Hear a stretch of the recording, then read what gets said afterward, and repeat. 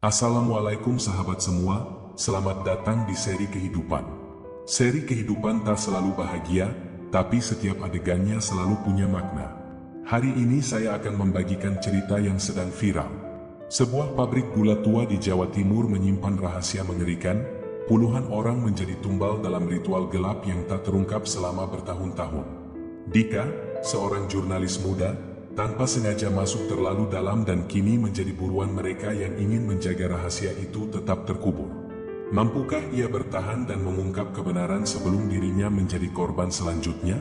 Oh ya, sebelum lanjut, ayo subscribe dulu di channel Seri Kehidupan. Beri like pada video ini dan tulis Kobil tuh di kolom komentar. Selamat menyaksikan.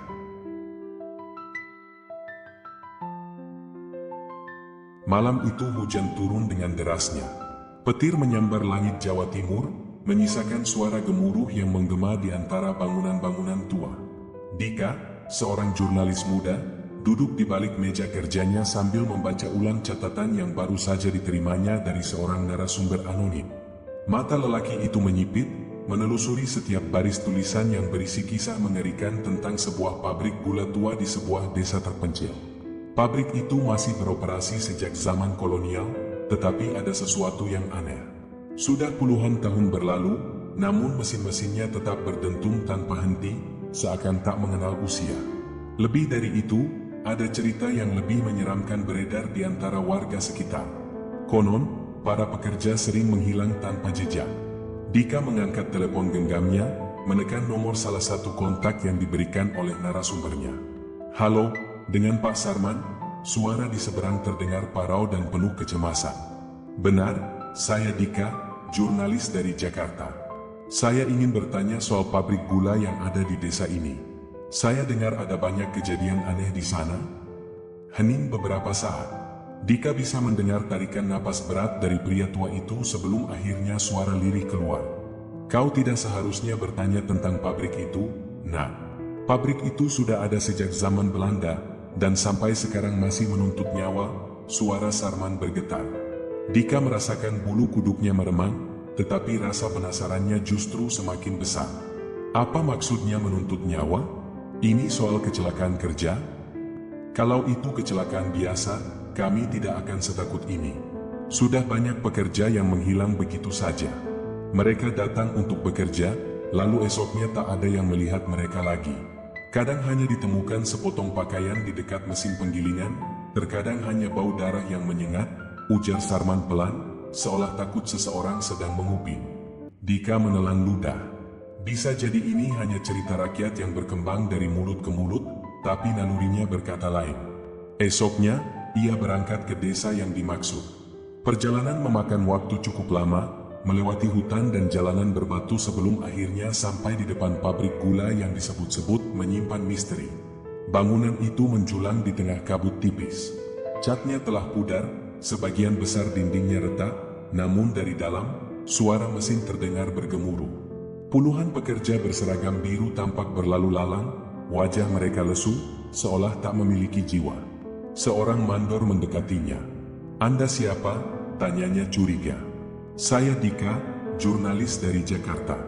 Saya ingin menulis tentang sejarah pabrik ini, katanya sambil tersenyum, menyembunyikan niat aslinya. Mandor itu menatapnya lama sebelum akhirnya mengangguk. Silakan masuk, tapi jangan ke area tertentu, terutama dekat mesin penggilingan. Dika mengangguk, lalu berjalan masuk ke dalam pabrik. Begitu ia melangkahkan kaki ke dalam, hawa panas langsung menyergapnya. Bau gula bercampur dengan sesuatu yang lebih menyengat, lebih anyir. Ia melihat seorang pekerja tua, tubuhnya kurus dan matanya cekung. Dengan hati-hati, Dika mendekatinya. Pak, saya mendengar cerita tentang pekerja yang menghilang di pabrik ini.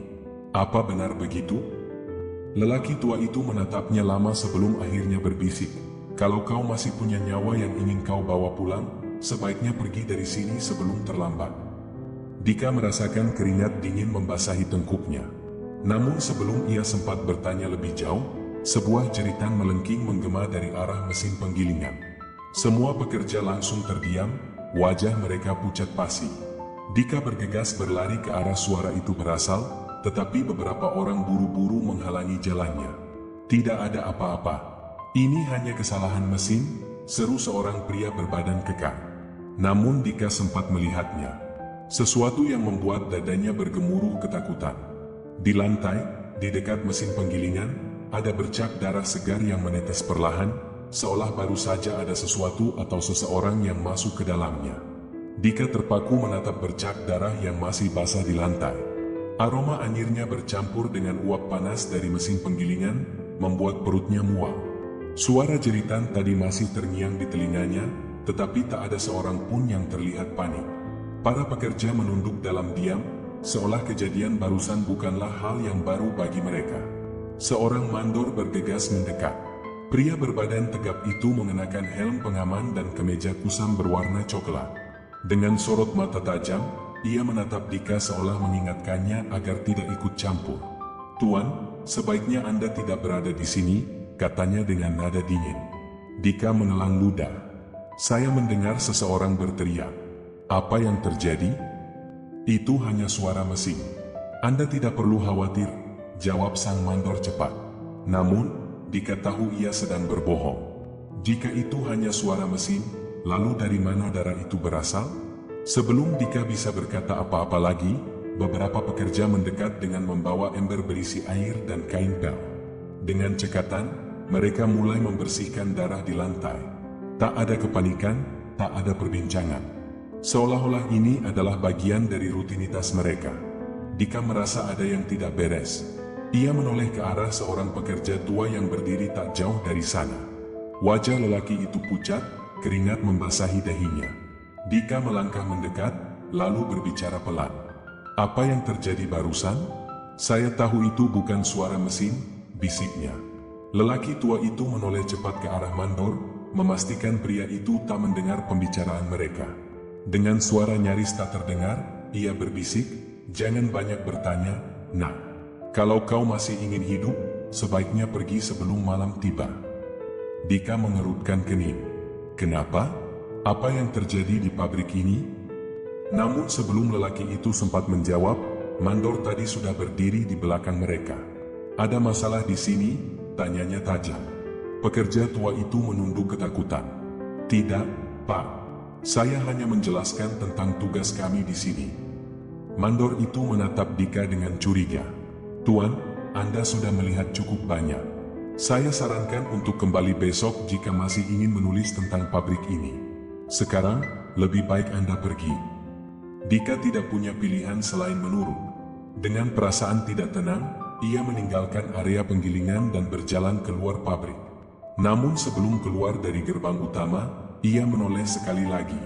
Dari celah antara mesin-mesin raksasa, ia melihat seorang pekerja muda menatapnya dengan mata penuh ketakutan. Bibirnya bergerak, seakan ingin mengatakan sesuatu. "Tolong kami." Dika tercekat. Namun sebelum ia bisa mendekat, lelaki itu buru-buru pergi, seolah takut ada yang melihatnya berbicara dengan orang luar. Malam itu, Dika memutuskan menginap di satu-satunya penginapan di desa. Sebuah bangunan tua dengan dinding kayu yang tampak rapuh. Saat ia duduk di meja kamar, pikirannya masih dipenuhi dengan kejadian di pabrik tadi. Dari jendela yang menghadap ke arah pabrik, ia melihat bangunan tua itu masih beroperasi. Suara mesin terus bergemuruh tanpa henti, seakan tak pernah beristirahat. Kemudian, tepat saat jarum jam menunjukkan pukul 12 malam, suara itu tiba-tiba berhenti. Hening. Suasana desa mendadak sunyi, hanya suara jangkrik yang terdengar. Dika menatap pabrik itu lekat-lekat, dadanya berdebar tanpa alasan. Lalu, dari kejauhan, samar-samar terdengar sesuatu. Jeritan panjang yang menggema di tengah kegelapan malam. Dika terlonjak dari kursinya. Jeritan itu begitu jelas, menusuk sunyi malam dan membuat bulu kuduknya berdiri. Ia menatap pabrik di kejauhan. Cahaya lampu redup masih bersinar dari beberapa jendela, tetapi tidak ada tanda-tanda aktivitas manusia. Pikirannya berkecamuk. Apa yang sebenarnya terjadi di pabrik itu? Tanpa berpikir panjang, Dika meraih jaketnya dan keluar dari penginapan. Jalanan desa begitu sepi. Tidak ada seorang pun yang berkeliaran. Seolah-olah semua orang sudah tahu bahwa malam adalah waktu yang berbahaya. Saat mendekati gerbang pabrik, ia melihat sesuatu yang membuatnya terhenti. Seorang pria tua berdiri di sana, mengenakan pakaian lusuh dan tatapan penuh ketakutan. Dika mengenali wajah itu, pekerja tua yang tadi memperingatkannya di dalam pabrik. "Kenapa Anda ada di sini?" tanya Dika dengan suara pelan. Pria itu menatap ke sekeliling, memastikan tak ada yang memperhatikan mereka. Lalu, dengan suara gemetar, ia berkata, "Kalau kau ingin tahu kebenarannya, ikut aku." Dika ragu sejenak, tetapi dorongan rasa ingin tahu lebih kuat. Ia mengikuti pria tua itu melewati sisi pabrik yang gelap, menuju sebuah bangunan kecil yang tampak terbengkalai. Pintu kayunya berderit saat pria tua itu mendorongnya terbuka. Begitu masuk, Dika melihat sebuah ruangan sempit dengan lantai tanah dan dinding berlumut. Di pojok ruangan, ada sebuah pintu besi tua yang terlihat berkarat. "Inilah yang mereka sembunyikan," bisik pria tua itu sambil menunjuk pintu besi tersebut. Dika menelan ludah. "Apa yang ada di dalamnya?" Pria itu tidak langsung menjawab. Ia hanya mengeluarkan kunci tua dari kantongnya, memasukkannya ke dalam lubang kunci, lalu memutarnya perlahan. Klik, pintu itu terbuka, mengungkapkan tangga batu yang menurun ke dalam kegelapan. Aroma lembab langsung menyeruak, bercampur dengan sesuatu yang lebih menusuk, bau anyir darah. Dika menahan napas. Jantungnya berdebar kencang. "Tidak banyak yang tahu tentang tempat ini," bisik pria tua itu. "Tapi aku sudah bekerja di sini selama puluhan tahun. Aku tahu apa yang terjadi." Dika mengeluarkan senter dari sakunya, lalu menyorotkan cahaya ke bawah. Tangga itu terlihat panjang dan curam, seakan menuntunnya ke perut bumi. "Sebenarnya, apa yang terjadi di pabrik ini?" tanya Dika lagi. Pria tua itu menarik napas dalam. "Pabrik ini sudah berdiri sejak zaman kolonial. Dulu, para pekerja rodi dipaksa bekerja tanpa henti. Banyak dari mereka yang mati di tempat ini karena kelaparan atau kecelakaan kerja." Dika mendengarkan dengan saksama. "Tapi yang lebih mengerikan," lanjutnya, "adalah ketika pabrik ini diambil alih oleh seseorang yang disebut Pak Dirga. Seorang pria kaya yang konon punya ilmu hitam. Sejak ia memimpin, kecelakaan kerja semakin sering terjadi. Orang-orang hilang tanpa jejak. Dan sampai sekarang, semua itu masih berlanjut." Dika merasakan hawa dingin menjalar di tengkuknya. "Tumbal," bisik pria tua itu. "Mereka membutuhkan tumbal untuk menjaga kelangsungan pabrik ini." Dika menelan ludah. "Siapa mereka?" Pria tua itu menggeleng. "Aku tidak tahu pasti. Tapi yang jelas, setiap bulan selalu ada pekerja yang menghilang. Dan siapapun yang mencoba mencari tahu." Ia menghentikan kalimatnya, lalu menatap Dika dengan mata penuh ketakutan. "Mereka tidak akan pernah ditemukan lagi." Dika menyorotkan senternya lebih jauh ke dalam lorong. Ia bisa melihat sesuatu di ujungnya, sebuah ruangan besar yang dikelilingi oleh jeruji besi. Dan di dalamnya, ada sesuatu yang membuat darahnya membeku. Tumpukan tulang belulang. Dika mundur selangkah, napasnya memburu. Tulang-tulang itu berserakan, sebagian masih terbungkus sisa-sisa pakaian yang sudah membusuk. Ia ingin berteriak, tetapi suara itu terjebak di tenggorokannya. Kemudian, dari kejauhan, terdengar suara langkah kaki mendekat. Pria tua itu menegak. "Kita harus pergi sekarang," bisiknya panik. Namun sebelum mereka bisa bergerak, sebuah suara berat menggema di ruangan itu. "Kalian tidak seharusnya ada di sini." Dika menoleh dengan jantung berdegup kencang. Di ujung lorong, berdiri seorang pria dengan wajah yang tak asing baginya. Mandor pabrik. Dan di belakangnya, beberapa pria berbadan tegap berdiri dengan ekspresi dingin. Dika tahu, mereka dalam bahaya besar. Dika merasakan tubuhnya membeku. Cahaya senternya bergetar saat tangannya mulai gemetar. Pria yang berdiri di ujung lorong itu bukan sembarang orang. Ia adalah mandor pabrik, sosok yang sejak awal sudah mencurigakan. "Sudah kubilang," suara mandor itu terdengar datar namun berbahaya. "Tidak ada yang boleh tahu tentang ini." Dika menelan ludah. Di belakang mandor, beberapa pria berbadan tegap berdiri diam dengan ekspresi kosong. Mereka bukan pekerja biasa. Mata mereka tajam, penuh ketegasan, seperti pasukan yang siap menghabisi siapa saja yang mengganggu rahasia ini. Pria tua di sebelah Dika menarik lengannya. "Kita harus lari sekarang," bisiknya penuh ketakutan. Tanpa menunggu lebih lama, mereka berbalik dan berlari menaiki tangga batu yang sempit dan licin. Langkah mereka berpacu dengan suara derap kaki para pengejar di belakang. "Dapatkan mereka!" teriak Mandor. Dika berlari sekuat tenaga, tetapi pria tua itu mulai tertinggal. Napasnya tersengal, tubuhnya sudah renta untuk menghadapi situasi seperti ini. "Ayo, Pak, sedikit lagi." Dika menarik tangannya, mencoba membantunya naik lebih cepat. Namun tiba-tiba, sesuatu mencengkeram kaki Dika dari belakang. Ia tersentak dan jatuh ke lantai batu yang dingin. Senternya terlepas dari genggaman, jatuh menggelinding ke bawah tangga. Ia menoleh dan melihat seorang pria bertubuh besar menariknya dengan kekuatan mengerikan. Wajah pria itu kosong, seakan-akan ia hanyalah boneka tanpa jiwa. Dika meronta, mencoba menendang sekuat tenaga. Ia berhasil melepaskan diri, tetapi pria tua yang bersamanya tidak seberuntung itu. Dua pria bertubuh besar langsung mencengkeramnya, menariknya kembali ke lorong bawah tanah. "Tidak, lepaskan dia," teriak Dika, tetapi usahanya sia-sia. Pria tua itu menoleh dengan wajah penuh kepasrahan. "Pergi, Nak, kau masih bisa selamat." Dika ingin turun untuk menyelamatkannya, tetapi suara langkah kaki mendekat semakin banyak. Jika ia nekat, maka nasibnya akan sama. Dengan hati yang berat, ia berbalik dan kembali berlari menaiki tangga. Begitu mencapai pintu besi, Dika langsung mendorongnya hingga tertutup rapat. Napasnya memburu, tubuhnya gemetar. Dari balik pintu, ia masih bisa mendengar suara jeritan pria tua itu, jeritan yang perlahan mereda hingga akhirnya hanya ada keheningan yang menyesakkan. Dika menempelkan tubuhnya ke dinding, mencoba menenangkan pikirannya yang kacau. Ia tidak bisa menyelamatkan pria itu. Dan sekarang, ia sendiri yang berada dalam bahaya. Ia harus keluar dari tempat ini. Namun, sebelum ia bisa melangkah pergi, sesuatu membuatnya terdiam. Di langit-langit ruangan, ada lubang udara kecil yang mengarah ke dalam pabrik. Dika mendongak dan melihat sesuatu yang membuat darahnya kembali berdesir. Di balik jeruji ventilasi itu, ia bisa melihat bagian dalam pabrik. Tepat di bawahnya, ada sebuah ruang besar yang dipenuhi oleh mesin-mesin tua. Dan di tengah ruangan itu, ada sebuah altar batu besar. Altar itu dipenuhi noda merah menghitam. Di sekelilingnya, beberapa orang berpakaian serba hitam berdiri dalam lingkaran, seakan sedang melakukan ritual. Dika menahan napas. Kini semuanya jelas. Pabrik ini bukan hanya tempat pengolahan gula biasa.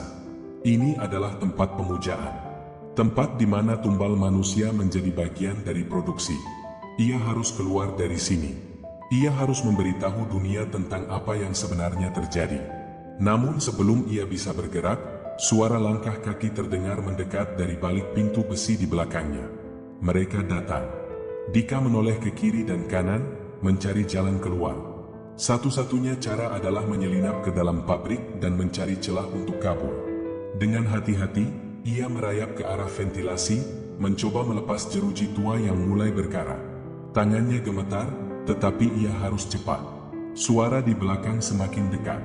Dika menarik napas dalam-dalam, lalu dengan sekuat tenaga, ia mendorong tubuhnya masuk ke dalam lubang ventilasi. Saat ia merangkak di dalam terowongan sempit itu, ia hanya memiliki satu tujuan: keluar dari tempat ini, dan mengungkapkan kebenaran yang selama ini disembunyikan. Dika merayap dalam kegelapan sempit terowongan ventilasi. Napasnya tersengal, jantungnya berdetak cepat. Setiap gerakan sedikit saja menimbulkan suara berisik yang bisa menarik perhatian orang-orang di bawahnya. Ia menahan diri untuk tidak bergerak terlalu cepat. Di bawah sana, ritual masih berlangsung. Asap putih mengepul di sekitar altar. Cahaya lilin bergetar, menciptakan bayangan yang menari di dinding pabrik yang sudah tua dan berlumut. Suara lantunan mantra terdengar sayup-sayup, mengalun seperti bisikan dari dunia lain. Dika menajamkan matanya. Beberapa pria berkerudung hitam berdiri melingkar di sekitar altar. Mereka bukan hanya pekerja biasa, mereka adalah bagian dari sekte rahasia yang mengendalikan pabrik ini. Lalu, matanya tertuju pada sesuatu yang membuat tubuhnya membeku. Di tengah altar, seorang pria yang diikat dengan tali tambang berusaha meronta. Wajahnya pucat, ketakutan. Mulutnya disumpal kain, tetapi tangisannya masih terdengar samar. Dika menggertakkan giginya. Mereka akan mengorbankannya. Ia harus bertindak cepat. Namun, sebelum ia bisa berpikir lebih jauh, sesuatu berderit di belakangnya. Dika menoleh cepat. Lubang ventilasi tempat ia masuk tadi kini terbuka lebar. Dan di sana, sepasang tangan hitam dan kotor mencengkeram tepiannya. Seseorang sedang mengikutinya. Dika merangkak lebih cepat, menahan napas agar tidak mengeluarkan suara. Ia harus keluar dari ventilasi sebelum tertangkap. Tiba-tiba, jeruji di bawahnya rapuh dan patah. Dika kehilangan keseimbangan dan jatuh. Tubuhnya menghantam lantai dengan keras. Sakit menjalar ke seluruh tubuhnya, tetapi ia tidak punya waktu untuk merasakan itu. Orang-orang di sekitar altar langsung menoleh ke arahnya. Suasana yang tadinya sunyi berubah menjadi penuh kegaduhan. Siapa dia? Dia mata-mata. Tangkap dia. Dika bangkit, meskipun tubuhnya masih terasa nyeri. Ia harus mencari jalan keluar. Di ujung ruangan, ada tangga besi yang menuju ke sebuah pintu kecil. Itu satu-satunya harapan. Tanpa berpikir panjang, ia berlari ke arah sana. Para pria berkerudung langsung mengejarnya. Langkah mereka cepat, seperti anjing-anjing pemburu yang tak ingin mangsanya kabur. Dika naik ke tangga, tetapi salah satu dari mereka meraih pergelangan kakinya. Ia hampir jatuh, tetapi dengan sekuat tenaga ia menendang tangan itu hingga cengkeramannya terlepas. Ia terus berlari, mendobrak pintu hingga terbuka lebar. Dika kini berada di sebuah lorong panjang yang gelap. Di ujungnya, ia melihat cahaya redup, mungkin itu jalan keluar. Namun, di saat yang sama, suara langkah kaki dari arah lain mulai terdengar. Ia dikepung. Dika menghela napas, pikirannya berpacu. Ia harus menemukan cara untuk keluar dari tempat ini sebelum semuanya terlambat. Dan ia tahu, satu-satunya cara adalah mengungkapkan kebenaran sebelum mereka membungkamnya selamanya. Dika berlari sekuat tenaga menyusuri lorong sempit yang gelap. Napasnya memburu, jantungnya berdegup kencang. Dari belakang, suara langkah kaki para pengejarnya semakin dekat. Mereka bergerak cepat, seakan tidak akan berhenti sampai menangkapnya. Di ujung lorong, cahaya redup semakin jelas. Pintu tua dengan papan bertuliskan gudang penyimpanan berdiri kokoh di depannya. Tanpa berpikir panjang, Dika mendorong pintu itu dengan sekuat tenaga dan masuk ke dalam. Gudang itu dipenuhi karung-karung besar berisi gula yang ditumpuk tinggi. Aroma khas gula bercampur dengan sesuatu yang lebih tajam, bau anyir yang menusuk hidung. Dika menutup pintu pelan-pelan, lalu bersembunyi di antara tumpukan karung. Napasnya tertahan. Dari celah kecil antara tumpukan karung, ia bisa melihat ke arah pintu. Beberapa detik kemudian, pintu itu didobrak keras. Mandor pabrik masuk bersama beberapa pria berbadan besar. Tatapan mereka dingin dan penuh tekad. Dia ada di sini, kata mandor itu pelan, namun penuh keyakinan. Dika menggertakkan giginya. Ia harus tetap diam. Jika mereka menemukannya sekarang, semuanya akan berakhir.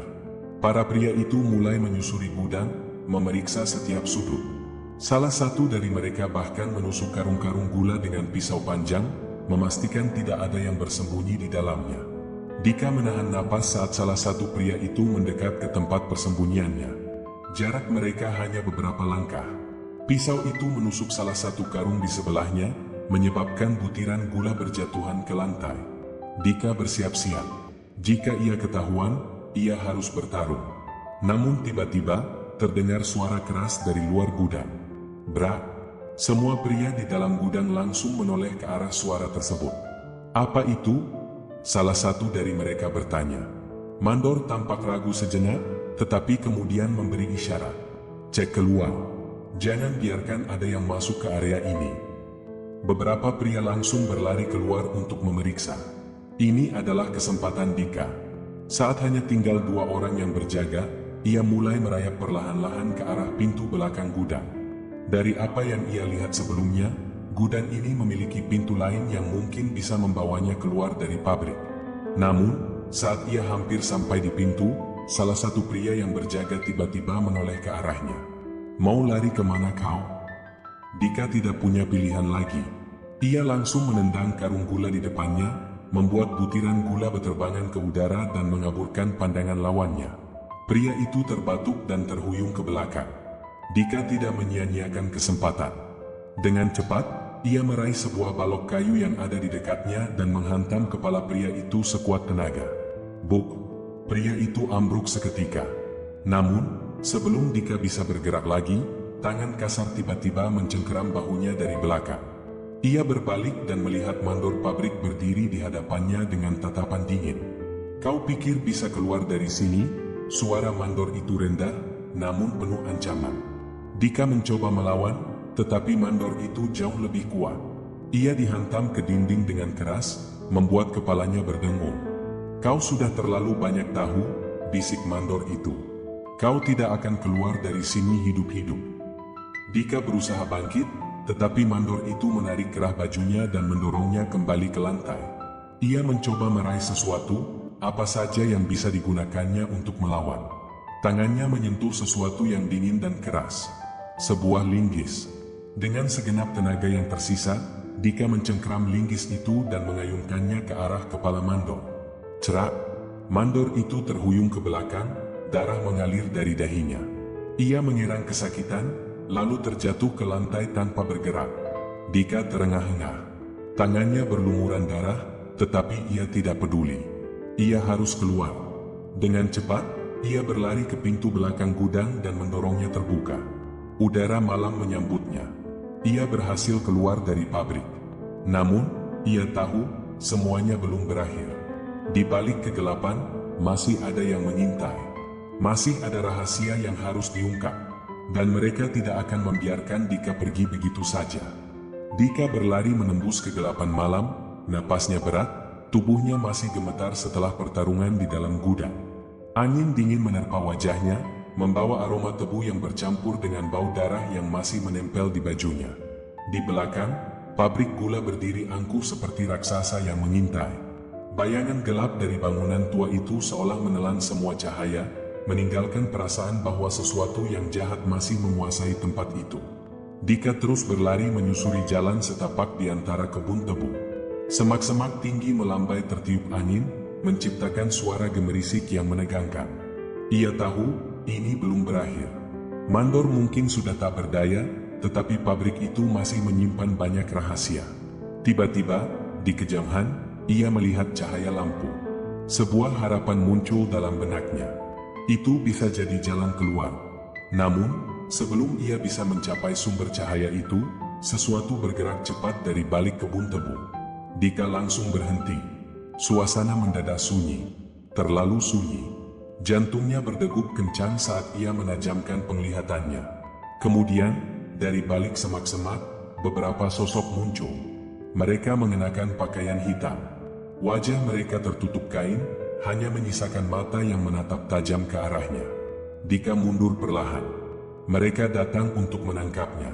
"Serahkan dirimu," salah satu dari mereka berkata dengan suara rendah, nyaris seperti bisikan.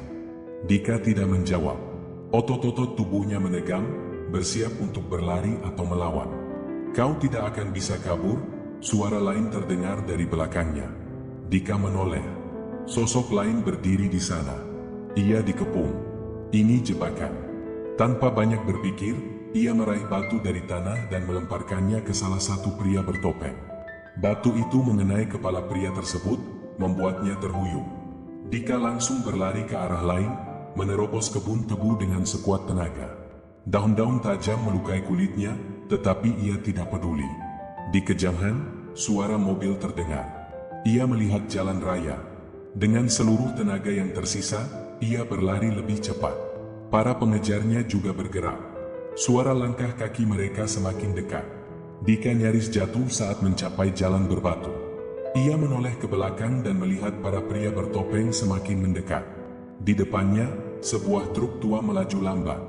Tanpa ragu, Dika berlari ke tengah jalan dan melambaikan tangannya. "Berhenti, tolong saya." Truk itu mengerem mendadak. Sopirnya, seorang pria tua dengan topi lusuh, menatapnya dengan bingung.